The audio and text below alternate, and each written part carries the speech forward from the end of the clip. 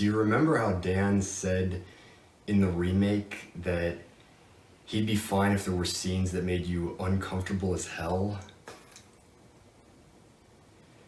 There are some scenes like that Just a few. Just a few. in this film.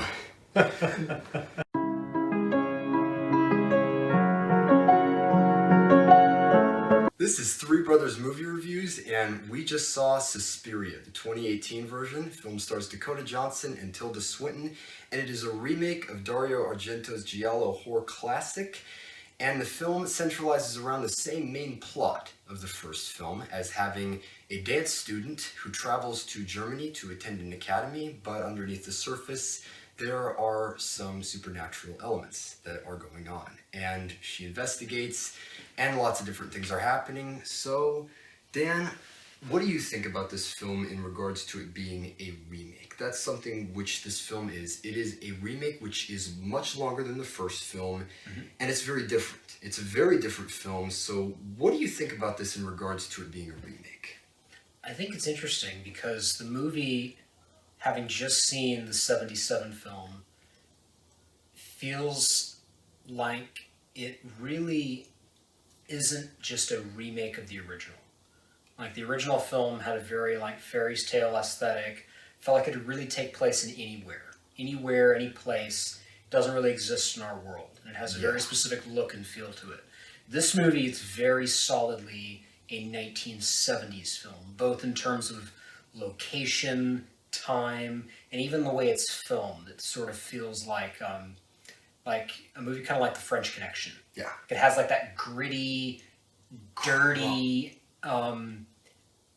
it's hard to put into words, but 70s movies have a certain look to them. This movie very much lifts that from this. The world is grounded, and the time, Yes. and the time that this takes place is important. Yes. Like, the first one could take place in any relative time, if that just took place in the 80s, okay. That's a good way to put it. This is a grounded movie about witches. It is. Which is a strange thing to think about. The original film, feels purely fantastical. This movie feels like, what if these witches actually existed in our world? Almost like a crime film, but with supernatural aspects to it. They even mentioned that. There was a character that talked about that early on. The idea is, he doesn't believe in magic, but he believes in criminals doing criminal stuff and calling it magic to kind of scare people. Yeah.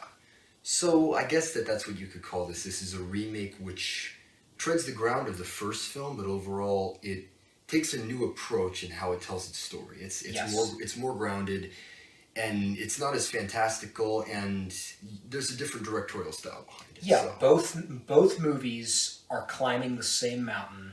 This, however, takes a wildly different route. Yes, that's a fantastic way to put it. So, overall opinions on this film, what do you think? I like this movie a lot. I think this movie is really just technically put together in a really great way. It's shot beautifully. I think it's edited very well. It's got great performances, and it's got some really stunning sequences in it. One of the things that I remember talking about during the review of the 77 movie is I almost wish there were more dance sequences, because I felt like those were some of my favorite scenes in the movie, where they have this really weird interplay between the dancing and all of the really creepy witch stuff that goes on at the school. This is a movie that just takes that concept and runs with it. The idea of the dances are not just about dancing. It's this idea of the dances being tied to the witch's power, being tied to real violence. And I think really specifically with the character played by Dakota Johnson, really plays an active role in slowly corrupting her, slowly chipping away at this very innocent character that we meet early on, kind of drawing her into the dark side of this world. So very subtly too. Very subtly. Never overt. That's one of the creepiest aspects. And I love the fact that this movie in many ways feels like an inverse to the original film. Whereas the original film was gaudy and colorful, this movie is muted colors and very subtle. Where the original film had a soundtrack that was banging and crashing, and this German rock group made it. This was made by and orchestrated by Tom York, who he worked on Radiohead, and has very different, very underpinning the whole affair, but you're not really paying a lot of attention to it, but it slowly gets into your head over time. And then overall, I just thought that this movie managed to really get gruesome in ways that the original definitely did, but in a very different way. It was. I don't think the original film ever felt very graphic. No. This film did feel very graphic. There were some very gruesome sequences. We'll talk a little more on that that we'll talk a later, little more on that later. And those were very startling, very upsetting. And I mean, that's really what I wanted from this movie. I wanted this movie to remake the original and give me more of that world. Give me more of the witches. Give me more of the students. Give me more of just this really creepy place. And yeah, that was kind of my overall thoughts on it. Yeah. You described it perfectly overall. You described this as a cover band of the first film. And Yes. that's what this is. This feels like a very good retelling of the same plot, but in a very different way. It uses different instruments in terms of the directorial style. There's different performances, and it takes a different approach to its plot, especially towards the end. And that was something which took me by surprise. And I remember seeing it around the second half as I'm like, this is not going the way the first film did. It alters key events, and it makes a difference. So that's what my overall opinion is it is the similar story. It's the same as the original, but at the same time it takes these different paths, and the paths which it took were unique, and it made it feel like its own film. It didn't feel like it was relying on the first film.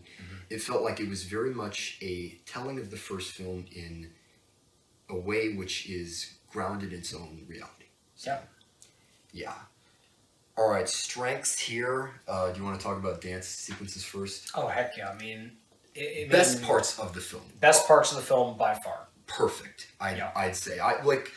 We thought the first Suspiria was pretty much perfect. We were sitting there Yep. like scrounging for flaws. We couldn't find any significant ones, and this is not a perfect film overall, but I swear the dance sequences, those are pretty much perfect in terms of body horror, choreography, music, direction, and prosthetic use and Yeah. sound. It just And performance. Yes. Like, what's great about this movie is Everything. clearly the actors learned these moves. They learned Very how to clever. dance. They learned how to take not just the dancing itself, but how to tie that into performance.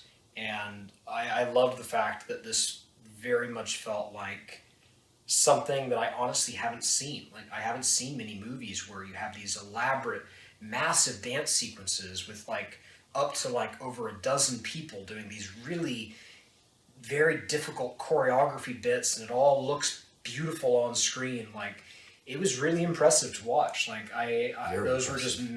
mesmerized. I love any time my favorite scenes in a movie can say like, oh yeah, the dance scene. Like, how often can you see that? Like, I think the last time I said that was like the Cinderella remake. I was literally just the thinking that ballroom now. dance scene. Yeah. This is a very different kind of dancing, but it was very good. Yeah, the dancing is unsettling, and there's a fantastic line from Tilda Swinton in early on, which is like, take anything beautiful and punch it in the nose. And that's essentially what the dances are. She describes that, take these two words out of it, and like beautiful, like graceful, like those are not the dance sequences. And No. those were in the original. They were nice. They went along with the piano music that one guy played. They were sort of mellow. It's not the case in this. There are sound qualities, and this is how I described it to you. It sounds like a military like rifle like recital, like them and Yeah. it didn't feel. It feels organized. It feels very planned out, and in a way which is meant to accomplish something, but it does not feel like it's meant to accomplish being entertaining. It looks like it's Yeah. very serious and straight. It looks painful. It looks painful. It looks violent. It looks like there was a line that Dakota Johnson had early on, and she basically described that like her character felt like dance was like writhing and thrashing like an animal. It's almost like whiplash, Yeah. kind of the idea of like pursuing something to a point that almost the art is lost and it's just about the craft. That's yeah. And it very much fits into the idea of this very creepy witch-run school where essentially all these witches want to do is kind of consume these girls. Like it almost feels like the dance looks like a woman possessed. Like we're like there's almost a battle between the person in the body and someone trying to get into the body. There's a lot of imagery which is similar to The Exorcist, and I'm telling you, that's the thing which I love about the body horror in this film. The human body being contorted into shapes and ways that it should not. It's very disturbing. There was a scene where I had to leave the theater. And this does not happen to me. I don't leave theaters. I never do. I was on the verge of passing out. It's just the way that it happened early on, it got under my skin. I was like, okay, kind of, get that feeling like, oh, that's a little freaky. And then something else happened in the aftermath. And the way that it happened, it just got to me. And I hadn't had a lot to eat today. But let me tell you, that scene, I'm anxious to see it again, see what I think. But dang, that scene probably has a top for me for my favorite horror scene this year. Yeah. Even better than the best part for me of Hereditary. That scene got under my skin in a way that I've never seen ever. Yeah. And the dance sequences in this movie and the use of body horror and prosthetics is pretty much flawless. Yeah. No problems there. So absolutely. Dance is great. Performances are fantastic. Direction is great. What are some other outstanding strengths for you? Because we don't have many weaknesses, but strengths. Like what would... I really loved the fact that we had a really strong character who existed outside of the school. Like in the original film, you're pretty much isolated within the school, and your points of view are simply those people inside the school. You get a really great character who is I believe he's a doctor. Yes. And you get his perspective on things, and he's a character you really grow to like, and you really grow invested in. He has his own story that's taking place outside of the witch story, and it was nice to have a character who had a different perspective and was seeing things through that perspective. Like he doesn't really act as our audience surrogate. He looks at it from a very different perspective, but he's seeing it, and he's growing increasingly more horrified as the movie goes on. So I really liked that I think that having a character like that made the world feel bigger than maybe the original film did. Yeah, a little more accessible and it connected more to the grounded story. Yeah. The characters are fantastic. Tilda Swinton and Dakota Johnson. Very good. We talked about their relationship and kind of the idea that there are two characters who aren't solidly grounded in good or bad. Yes. And as it progresses, they kind of, form this relationship, which I couldn't put my finger on, and I still can't do that. I'm like, what are they? Are they friends? Are they... I can't think of a word. It's some really creepy relationship that I don't think really has... A definition. It's very fluid. It's very. I would say that it's really all about the. Not even what they say to each other. It's how they physically interact. It's like their whole relationship is like a dance. It is. It's like they're dancing around each other and they're learning about each other through their dancing. Like that's the language of their relationship. It's not what they say. It's not even how they look at each other, even though there's some very intense sequences of that. It's almost like Tilda Swinton is the teacher of this dance, and they learn about each other through dance. And it's a very strange relationship, but it's very compelling. Yeah, unique. Like it's something which is hard to describe, but it is very compelling. So yeah, character work is great. Okay.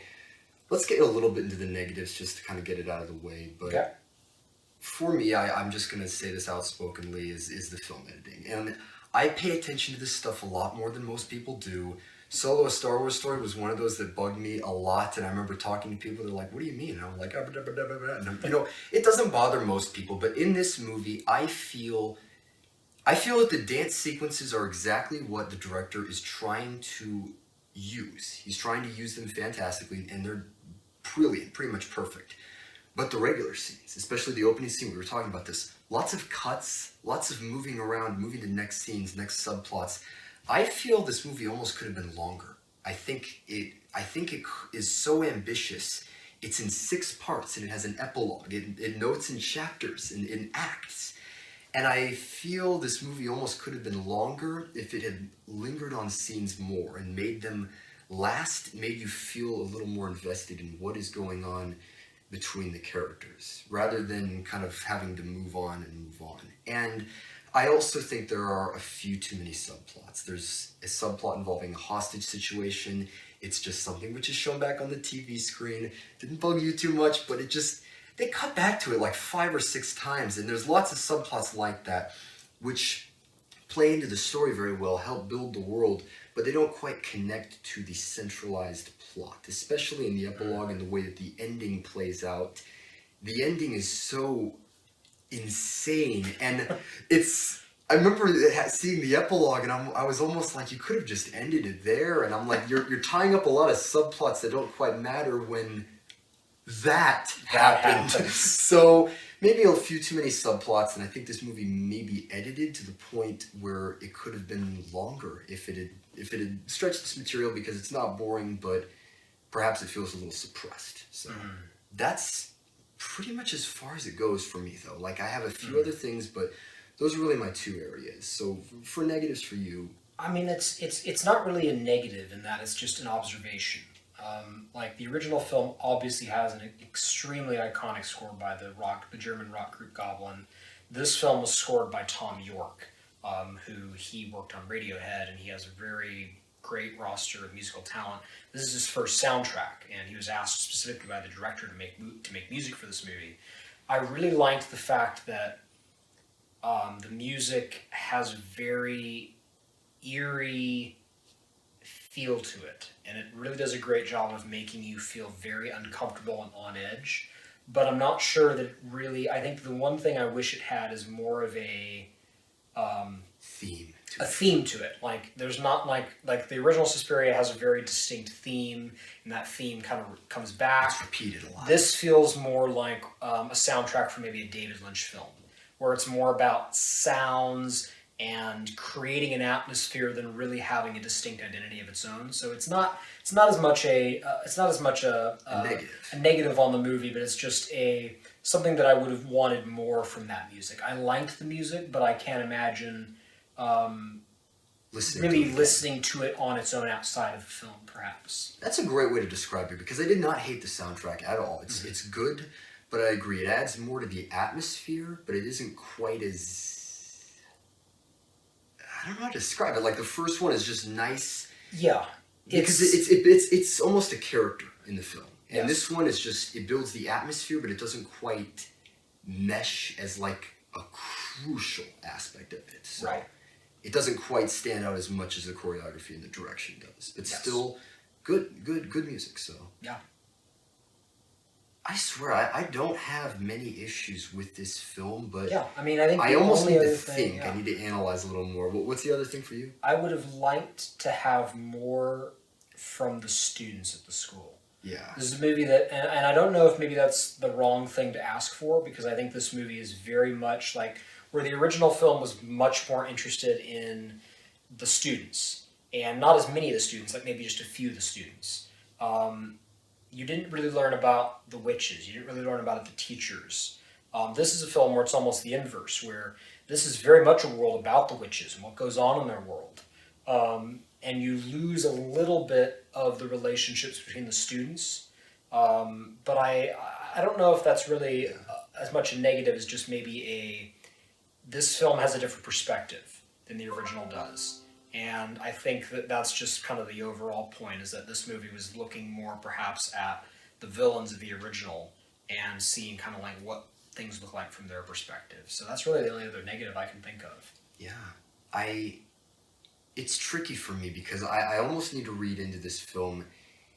It's crazy. There's so much going on, a lot of themes, a lot of symbolism, and a lot of storylines which I need to read into, but yeah, it's not a film which I believe is that flawed, and I laugh at all the controversy that's going on because it's a solidly made movie. And I think a lot of the issues that I have actually relate to the first one. I'm I'm always curious when you see like the original film versus the remake, and I'm glad we watched. Right. I'm very glad we watched the first film, but I'm curious to see what I'd think with a neutral perspective, having not seen the first one. And that's what I like about this movie, is this movie doesn't really have a lot of scenes that harken back to the original. Most of its most inventive scenes are wholly a creation of its own. There's no scene that's like, oh, that's from the original. Yeah. Many of these scenes, the best ones, are scenes that are purely original to just this film. Yeah. And I think that makes this a much better remake than it potentially could have been, because it's not constantly saying, you remember this? Do you remember this? Do you remember this? It really is carving out an identity of its own while sticking with the same story. Yeah, like that first dance audition scene. That's not in the original. Yeah. It's completely made from this film, but it very much feels like the original in a under your skin type way. And it's interesting because I was actually thinking about a clip that I saw from this movie that was actually taken from that original sequence. And what's funny is there's a bit in that isn't in the movie. And I remember watching the clip and then thinking about it after I watched the movie, like, oh, that clip wasn't in there. And I was like, you know what was funny? Like, I didn't notice, but I still had the same feeling after the clip. Like, I think the clip that I had seen, like, it made it more obvious that something sinister was going on, but they cut that from the film, and I still felt the same way after the film sequence. Like, it did a really good job with very little obvious stuff to make you feel uncomfortable, to make you feel ill at ease, to make you feel like something is terribly wrong. And that's why that scene got under my skin more than the ending, because the ending's overt. It isn't exactly meant to scare. That scene just, there was something about it which I really need to think on, analyze, see again, because that scene got to me in a way I've never seen before. So we're going to come back and review this movie in full spoilers. We have to. It'd be hard to talk about anything more without doing that. Rewatch, and we're going to read and analyze, because holy cow, we want to talk spoilers. But yeah, that's for a later video. So for now, ratings. Do you want to go first, or? Yeah. I didn't even think about this before. I think I would give this a solid 8 out of 10. Like, it's a very good movie. It's beautifully shot. It is really a great remake in that it doesn't require you to have seen the original. I think it's very much a good thing to have seen the original, but it really exists on its own terms, and it really carves out some of its best qualities without having seen the original. It doesn't take wholesale sequences from the original and just dress them up in a modern sense. It really tells its story in a way that's fully fresh and new. And I think everything technically is great, the direction, the acting, everything to do with how this movie looks and feels. I think the score is pretty good. I would have wanted it to be maybe a little more interesting.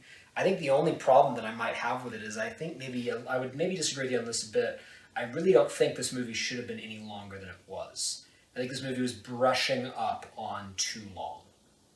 At least the way it was cut together. Yeah, so, not boring. Not boring, but I don't imagine this movie would have been improved by going longer. I think this movie at 2.5 hours is probably as good as you should stick to it. So yeah, good remake. Not a lot bad to say about it. Just maybe a couple of things that could have improved it a little bit more. You mentioned when we were talking about this that we've had pretty much the same conversation that we had when we watched 2018's Halloween. Right. And I had more issues with that film, which bugged me, but overall the movies are similar in the way you can compare it to it. Like the first film is very simple, like Halloween versus Suspiria. Mm-hmm. Very simple. And the second one, you can take it or leave it, some of the different aspects. I think Halloween bugged me a little more, but I am in the same realm as you are. I'm going to go 8 out of 10.